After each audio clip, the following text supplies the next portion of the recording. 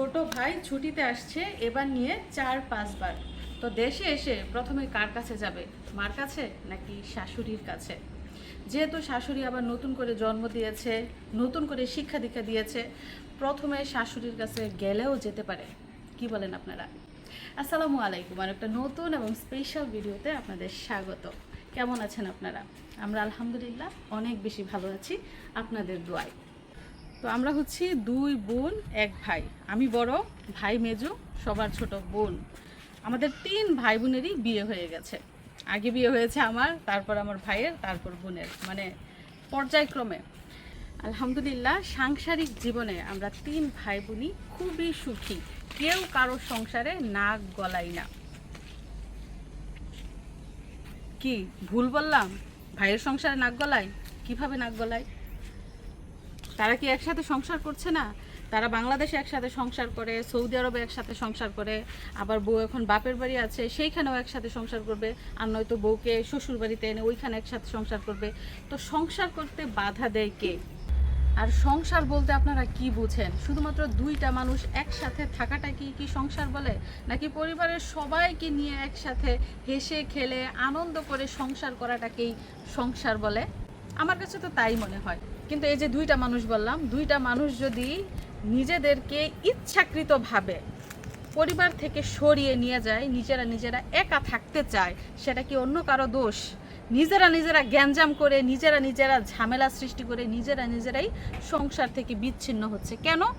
লাভের আশায়, যাতে করে তাদের ইনকামের কোনো ভাগ অন্য কাউকে দিতে না হয়, যাতে করে তাদের ইনকামের খোঁজ খবর কারো নিতে না হয়, যাতে করে তাদের বিলাসিতায় কেউ বাধা হয়ে না দাঁড়াতে পারে।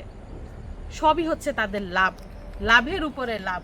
তো এই লাভটা করার জন্যই মূলত চক্রান্ত হচ্ছে, এবং সেই চক্রান্তের শিকারকে আমার ছোট ভাই, যে কিনা দেশে আসছে কিন্তু পরিবারের কারোর সাথে যোগাযোগ নাই। 1 মাস না, 2 মাস না, 3 মাস না, 6 মাস ধরে পরিবারের কারোর সাথে যোগাযোগ নাই, কোনো কথা নাই, কোনো খবরাখবর নাই। সে এখন দেশে আসছে। তো পরিবারের মনের অবস্থা কেমন হতে পারে? বিশেষ করে মা বাবার মনের অবস্থা কেমন হতে পারে? সে এখন যদি বউ নিয়ে বাড়িতে ঢোকে, আব্বা কি তাকে বাড়িতে জায়গা দিবে, কিংবা জায়গা দেওয়া উচিত বলে আপনাদের মনে হয়? সে বিদেশ থেকে আসবে ভালো কথা, পরিবারকে জানাতে পারতো, পরিবারের সাথে সুসম্পর্ক বজায় রাখতে পারতো, পরিবারের সবাই তাকে রিসিভ করতে এয়ারপোর্টে যেতে পারতো, সবার সাথে হেসে খেলে আনন্দ করে সে বাড়িতে আসতে পারতো। এটাও হতে পারতো, গল্পটা এমনও হতে পারতো। বিগত 3-4 বার দেশে আসার সময় যেমন হয়েছে, পরিবারের সবাই গিয়ে এয়ারপোর্ট থেকে প্রিয়জনকে নিয়ে এসেছে। আর নিজের আপন মানুষ, নিজের রক্তের মানুষ, নিজের হাতে যাকে গড়ে তুলেছি, তার সম্পর্কে আমি মন্তব্য করব না তো কে মন্তব্য করব? আপনি না আপনার মা বাবা? মন্তব্য করলে আমি মন্তব্য করব, আমার মা বাবা মন্তব্য করবে, আর কারো কোনো অধিকার নাই। কথাটা মাথায় রেখেন।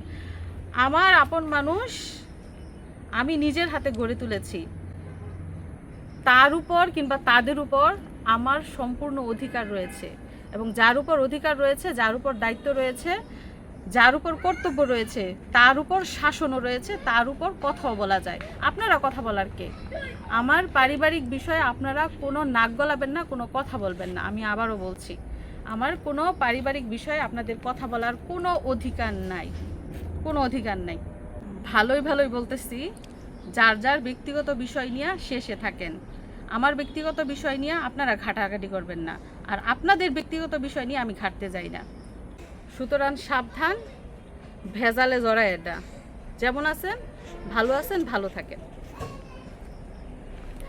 আর এই কথাগুলো তাদের উদ্দেশ্যেই বলা, যারা আমার পরিবার নিয়ে কিংবা আমাকে নিয়ে আজে বাজে ভিডিও বানাচ্ছে, ইউটিউবে বিভিন্ন ভুল তথ্য ছড়াচ্ছে।